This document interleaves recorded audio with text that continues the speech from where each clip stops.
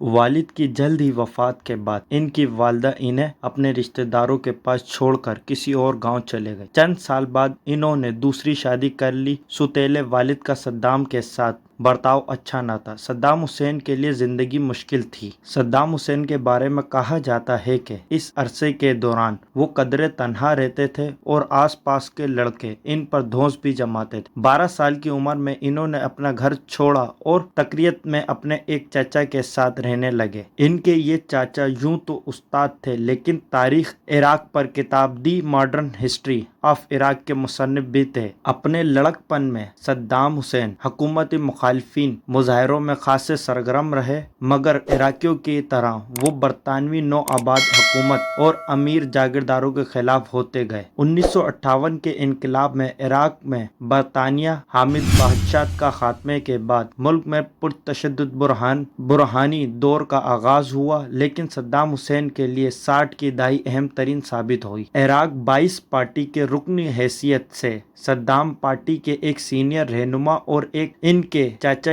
کے قریبی رشتہ دار حامی حسن باقر کے منظور نظر اور قریبی ساتھی بننے میں کامیاب ہو گئے۔ صدام حسین اس وقت نہ کوئی افسر تھے اور نہ فوج کا حصہ، لیکن کہتے ہیں کہ حامو حسن باقر کے لیے وہ خاصے مفید کام سر انجام دیا کرتے تھے۔ 1968 یعنی 1968 میں 22 پارٹی اقتدار میں آئی اور حامو حسن باقر ملک کے نئے صدر بن گئے۔ صدام حسین اسی دور میں حامو حسن کے دست رست رہے۔ حکومت کے اہم اور خفیہ کام خود سر انجام دینے لگے، جن میں مخالفین کو منظر عام سے ہٹانا بھی شامل تھا۔ ان مخالفین میں سے کچھ تو قتل کر دیے گئے، کچھ جلا وطنی اور کچھ کو چپ کرا دیا گیا۔ صدر باقر نے عراقی تیل کی صنعت حکومتی کنٹرول میں لے لی۔ عراقی خزانے پر دباؤ بڑھنے لگا اور حکومت نے ملک میں ترقی کے نئے دور کا آغاز کیا۔ دیہاتوں میں بجلی پہنچنے لگی، سڑکیں اور اسکول بننے لگے، لیکن صدام حسین کی سیاسی عزم بڑھنے لگی اور سن 1979 میں انہوں نے اپنے محسن حامو الباقر سے زبردستی استعفیٰ دلوا دیا اور خود صدر بن گئے۔ جلد ہی انہوں نے اپنی پارٹی کے انقلابی کونسل میں اپنے اور حکومت کے خلاف بغاوت کی سازش کا انکشاف کیا۔ اس سازش کو منظر عام پر لانے کے لیے صدام نے کونسل کے ارکان کا ایک اجلاس طلب کیا۔ اس میں صدام حسین اسٹیج پر بیٹھے سگار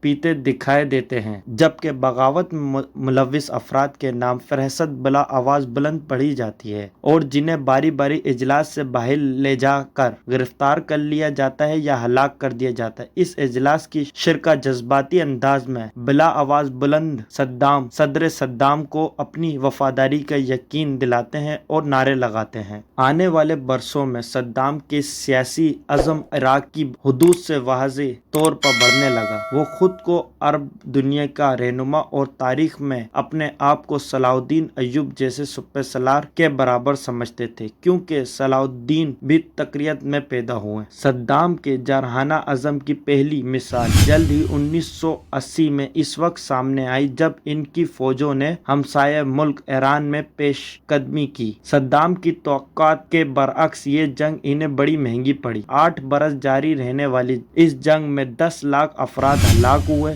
اس کے علاوہ جنگ کے نتائج میں عراق کے خزانے پر بڑا بوجھ ثابت ہوا۔ صدام نے ہمسایہ ملک سے اقتصادی مدد مانگی۔ انہوں نے کویت پر عراقی تیل چھوڑنے کا الزام عائد کیا اور مطلوبہ معاوضہ نہ ملنے پر اگست 1990 میں صدام کو یہ فوجی قدم بڑا مہنگا پڑا۔ ان کو توقع تھی کہ بڑی طاقتیں جنہوں نے ایران کے خلاف ان کی جنگ میں عراق کا بھرپور ساتھ دیا، ہتھیار اور وسائل فراہم کیے، اب اگر کھل کر حمایت نہ بھی کریں تو کم از کم مخالفت بھی نہیں کریں گے۔ لیکن حالات بدل چکے تھے۔ امریکہ اور اس کے اتحادیوں کے لیے خلیج میں اپنے مفادات یعنی تیل اور اسرائیل کی حفاظت ہر قیمت پر ضروری، اور اس لیے امریکہ قیادت میں آپریشن ڈیزرٹ اسٹارم کے تحت امریکہ اور برطانیہ نے عراق پر جنگ مسلط کر دی۔ 11 ستمبر کے واقعے کے بعد امریکہ مسلسل اس بات پر مصر رہا کہ عراق کے پاس وسیع تباہی کے ہتھیار ہیں اور برطانیہ کا کہنا ہے کہ ان ہتھیاروں کو صرف 45 منٹ میں قابل استعمال بنایا جا سکتا ہے۔ اس کے علاوہ عراق پر پر جوہری ہتھیار بنانے اور حاصل کرنے کا الزام بھی لگایا۔ اس لیے عراق پر فروری 2003 میں